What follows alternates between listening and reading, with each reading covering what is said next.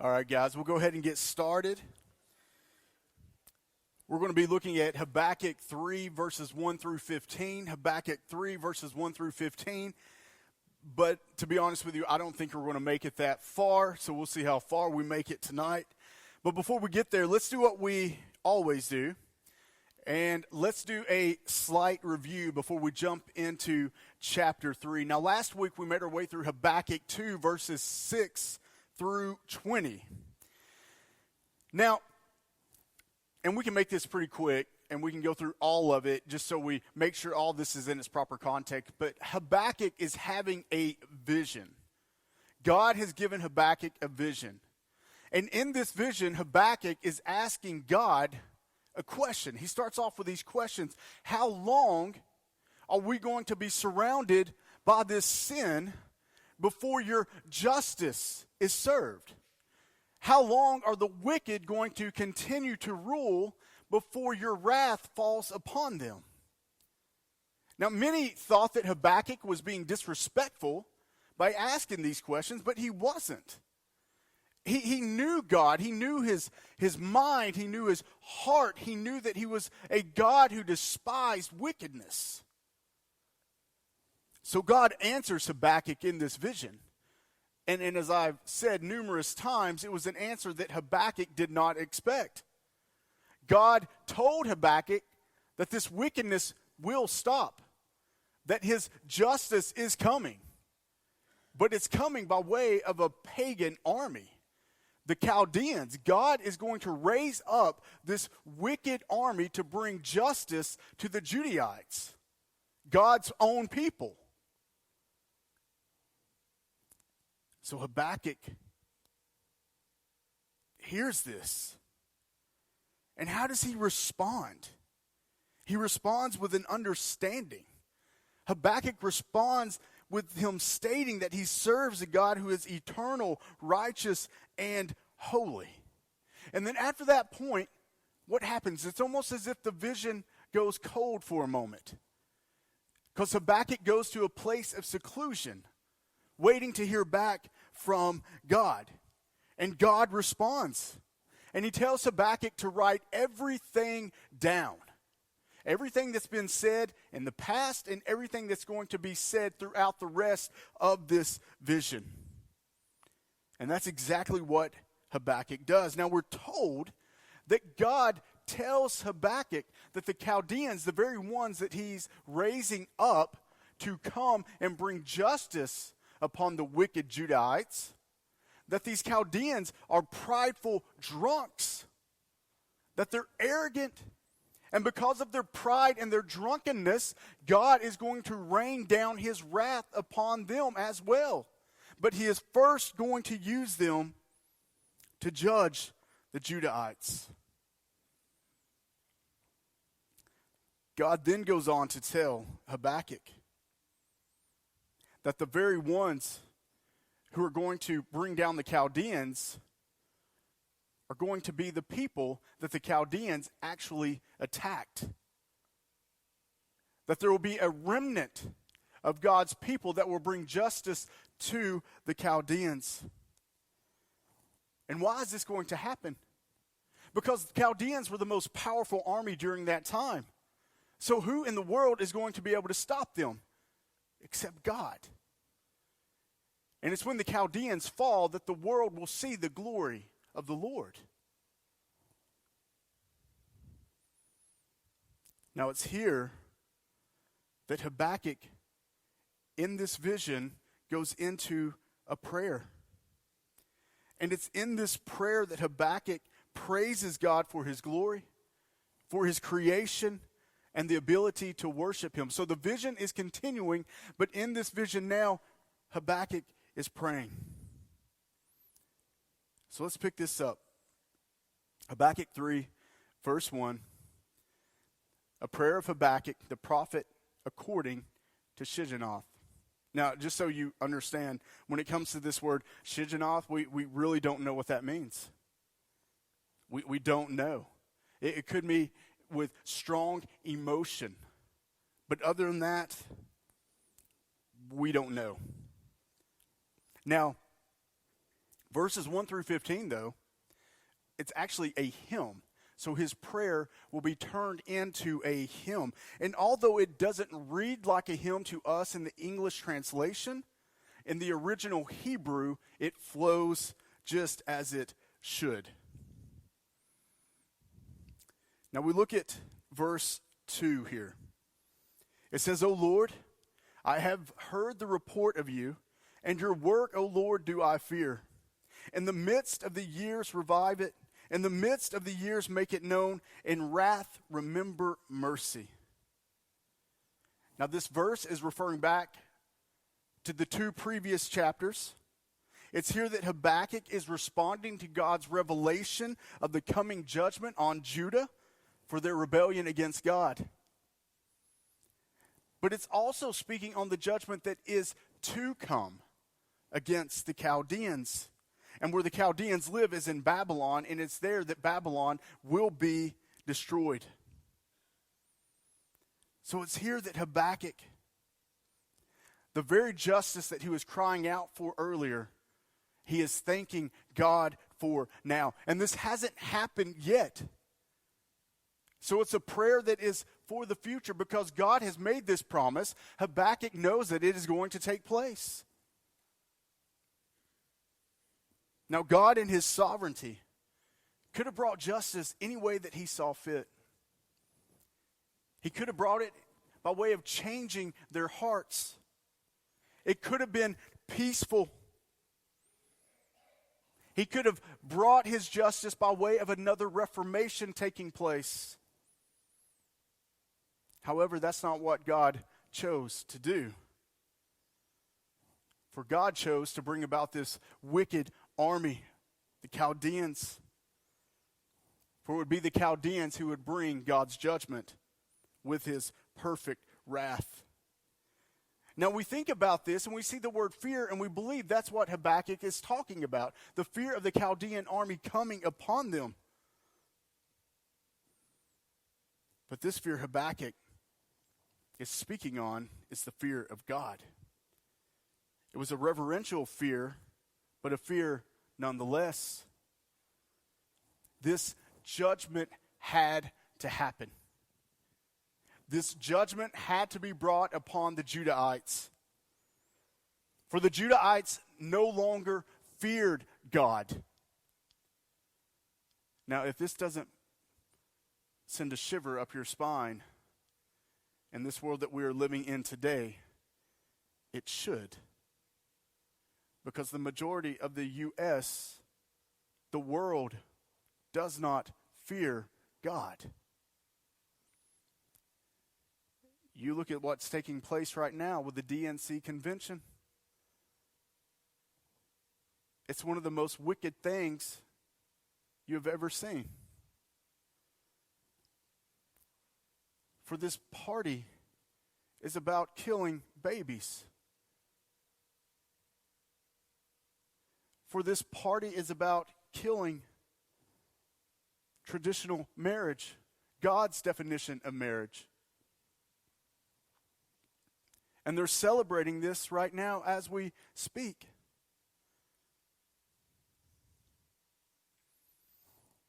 How in the world have we gotten to this point? I can tell you. The United States no longer fears God. We saw it back in the time of Habakkuk, or we're reading about it back in the time of Habakkuk, and it's taking place today. So what does Habakkuk do? He prays that God's wrath is known again. So he's saying, God, please make your wrath be known. And by doing so, remind them of your mercy. Just as you freed the Israelites from Egypt, reveal yourself again to us, Lord, by way of your mercy. Because judgment fell upon the Egyptians for their wickedness, while God's remnant was rescued.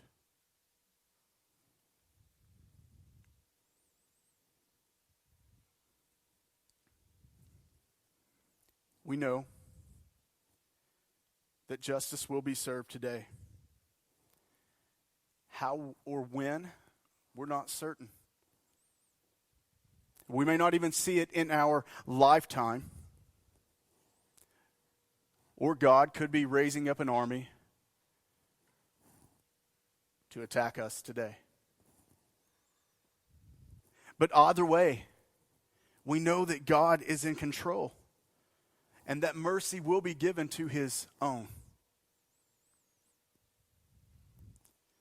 Now, it's in these upcoming verses, Habakkuk speaks of a theophany, meaning an appearance from God in a great power or glory.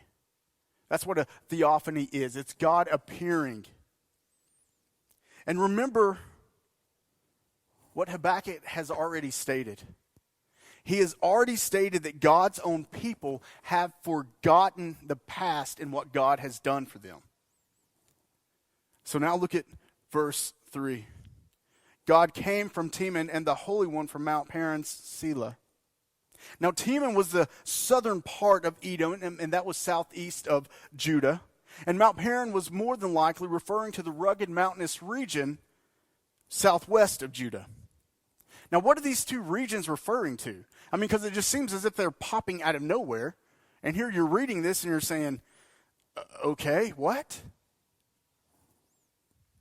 These two regions are referring to God in the past when he gave the law and led the Israelites out of Egypt into the wilderness.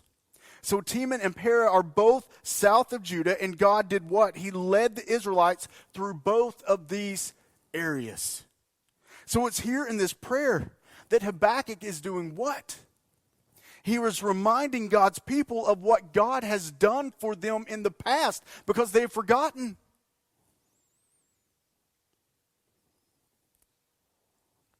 And how can they forget that?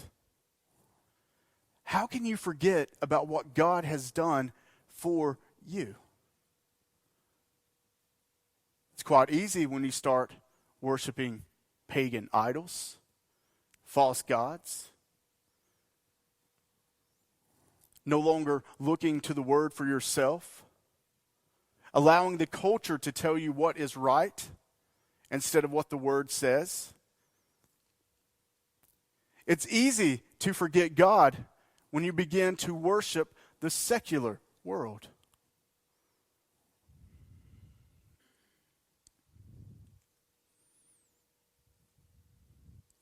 It's at the beginning of verse 3, where in the Hebrew, the word for God isn't Yahweh, but Elohe.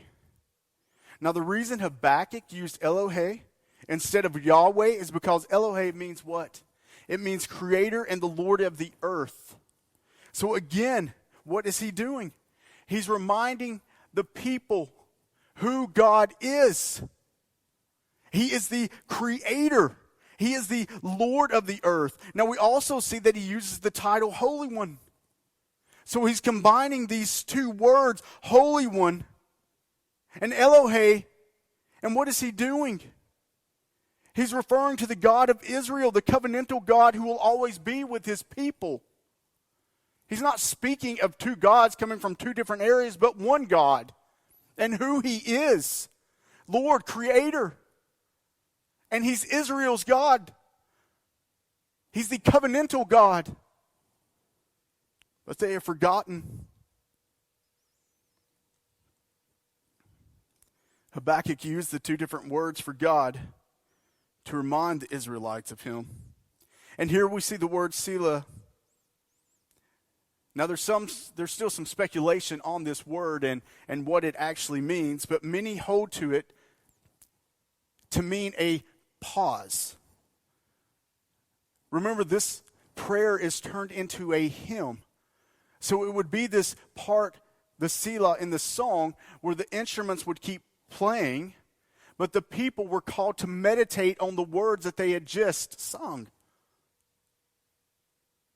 And that's extremely important. It's another reason why at Christ Reformed Church we only use certain groups. We only sing certain songs here because we want it to be biblical. How can we ask you to meditate on the words if it isn't biblical?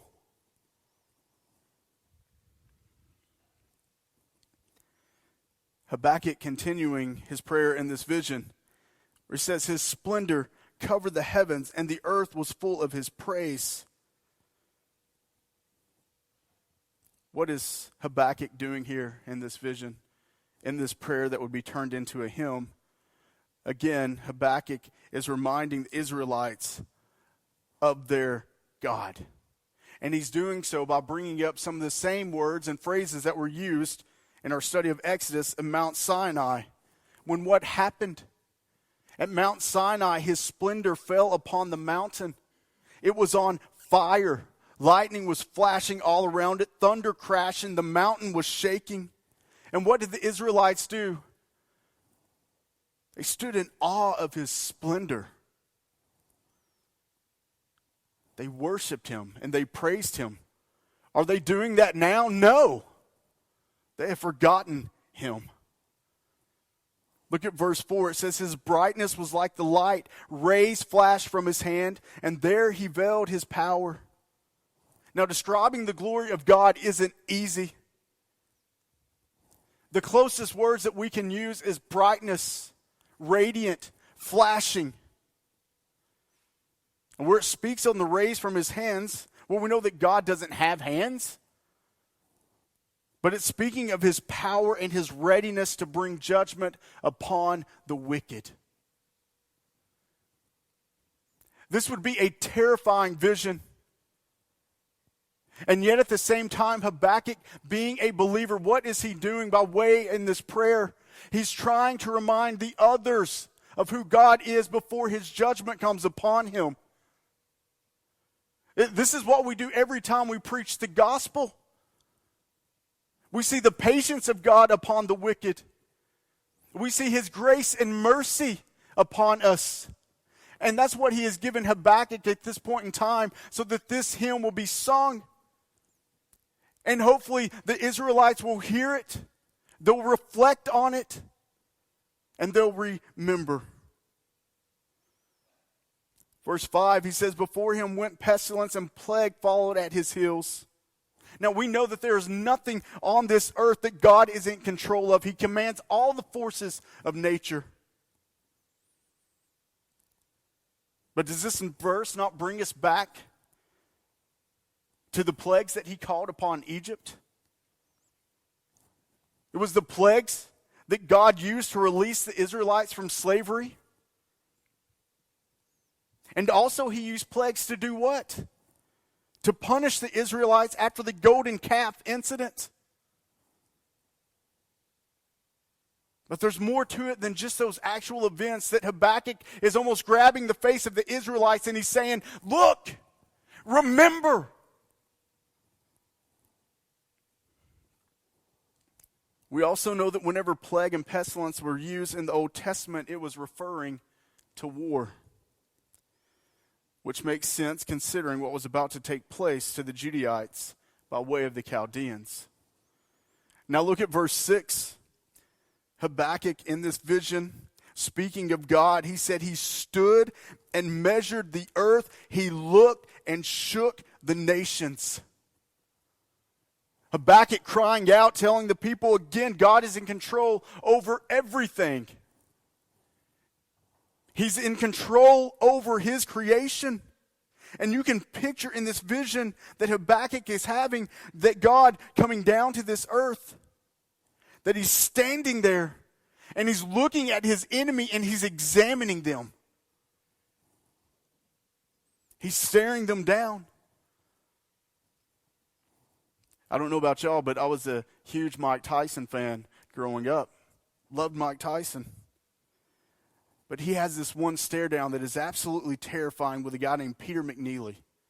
I watched that the other day and it still terrifies me.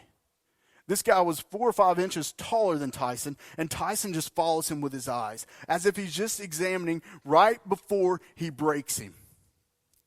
Now, I'm terrified of that man. I could only imagine in this vision God staring down his enemy.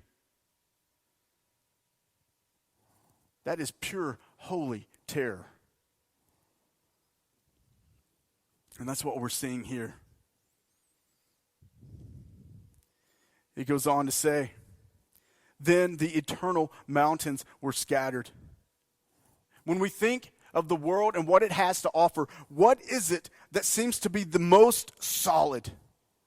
The mountains that surround us, that are all over God's creation. And what do?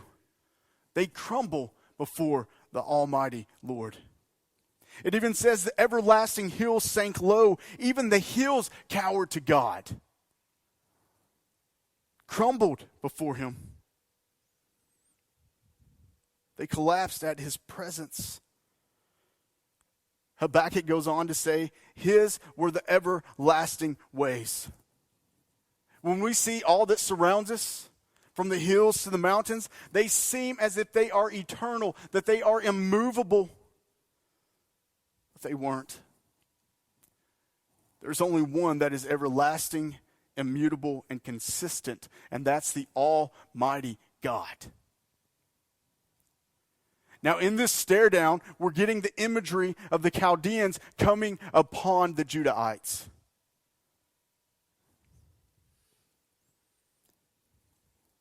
In verse 7 it says, I saw the tents of Cushan in affliction. The curtains of the land of Media did tremble. Now the Cushans and the Medians were neither enemies nor friends of God's people. And really, when it comes to the Cushans, we're not certain who they're actually referring to.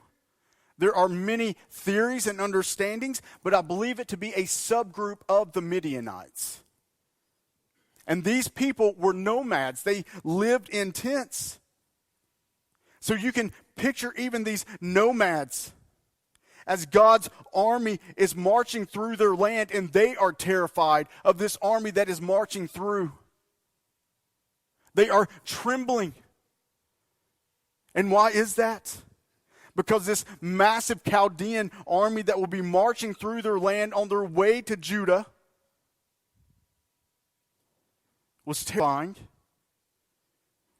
And yet the Midians earlier were what? They were oppressors of the Israelites. So here they are thinking, if this is God's army, please do not allow him to bring punishment on us once again for our sins in the past. Even those who weren't affected by the army of God marching through, they were terrified. Wondering if the judgment of God was going to repeat itself. Now look at verse 8. Habakkuk in this prayer and this vision says, was your wrath against the rivers, O Lord? Was your anger against the rivers? Or your indignation against the sea? What is he speaking on here? The parting of the Red Sea and the Jordan River.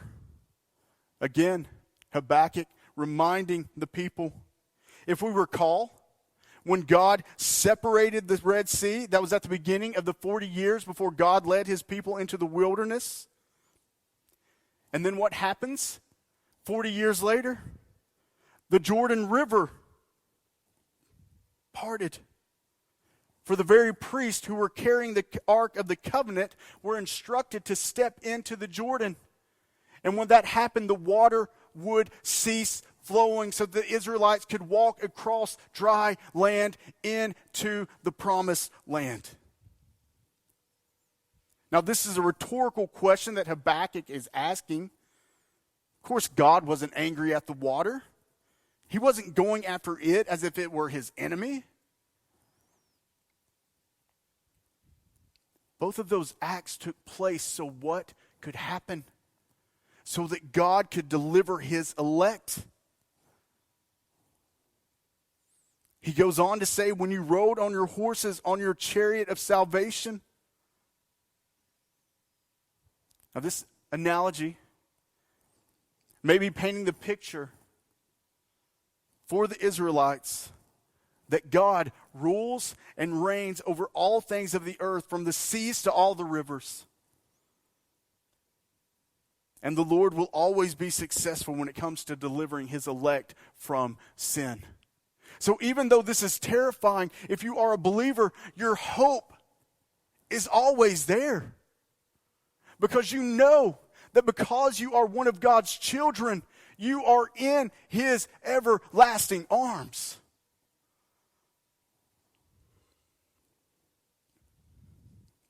It's also in this analogy that Habakkuk gives us the image of God being this warrior that cannot be defeated by man nor the world. For He created both things, and how the Creator be ruled by the created? He can't. God's enemies will be destroyed. They will feel His perfect wrath. Now look at verse 9, and we'll stop after this one. It says here, you strip the sheath from your bow, calling for many arrows, Selah. So again, that's where you would pause for a moment, meditate on what you had just sang as the music played. And he says, you split the earth with rivers. I'm going to be honest with you. This verse right here, it's a bit difficult. Numerous commentaries are battling with each other. But what we do know is that during the time of Habakkuk, the bow was considered a mighty weapon. And what is this stating? That the war against God cannot be won. That He is far too powerful and His weapons are too strong.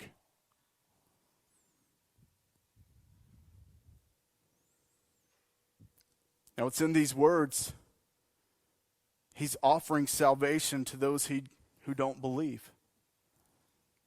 He's providing grace and mercy to the people once again. Even the last line where it states, you split the earth with rivers, may be pointing the people back to the wilderness. Could once again be referring to the Red Sea, or when the Israelites were thirsty and Moses struck the rock and water poured from it.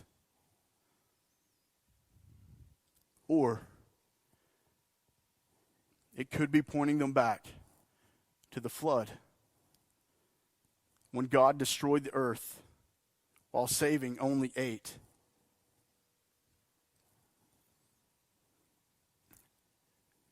Guys, this vision, this prayer that would be sung as a hymn, was once again God showing His grace and mercy upon the Judahites, because wrath was coming for them. And it would be years down the road. But every time they heard this song, it would be a great reminder of what God has done for them. It would be a great reminder and the understanding that the elect will be rescued, that His grace and mercy is upon them, and it doesn't matter what sin they had committed, they will be forgiven if they turn to Him. That was the beauty of this prayer, this hymn, this vision.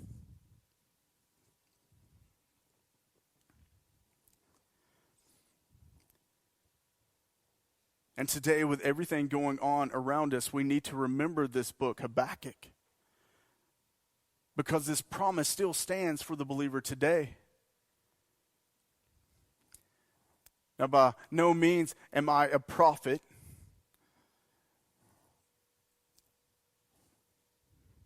but it looks like we are heading in the wrong direction at a breakneck speed. I just saw where Disney is releasing a new cartoon called, I believe it's the Owl House, that's right.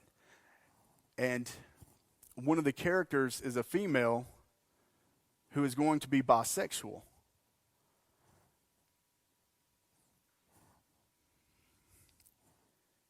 I also saw where HBO is releasing a movie called Unpregnant about a underage girl who gets pregnant. And the state that she lives in doesn't offer abortions to underage girls. So it's about her and her friend taking a road trip so that she can get an abortion. The boyfriend doesn't want her to have it, but she tells him, this isn't your choice. The parents of the girl who's pregnant, they're made fun of because they are Jesus freaks. And she has to keep it from them.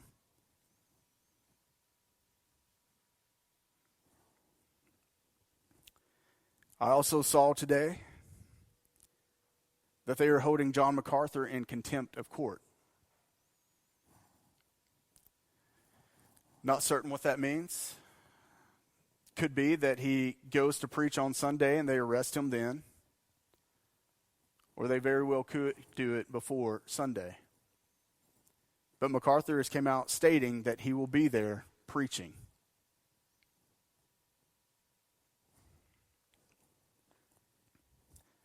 Now this sounds all like a bunch of bad news. And it is. It's not good. Our children are being indoctrinated from cartoons to HBO that murdering babies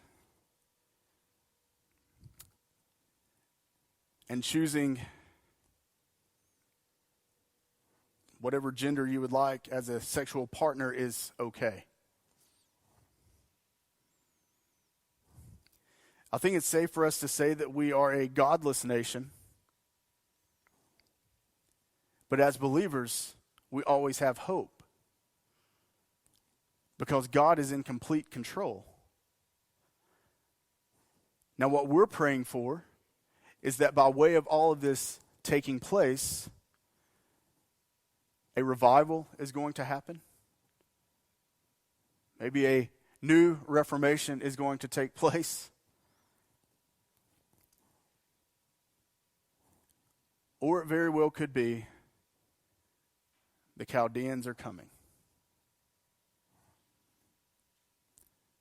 Whatever the outcome is, for those of us who hold Christ as Lord and Savior, we know how this ends. We know that when we breathe our last breath or at the second coming of Christ, we will be called home. Now, what happens between now and then, we aren't certain of. But it should be obvious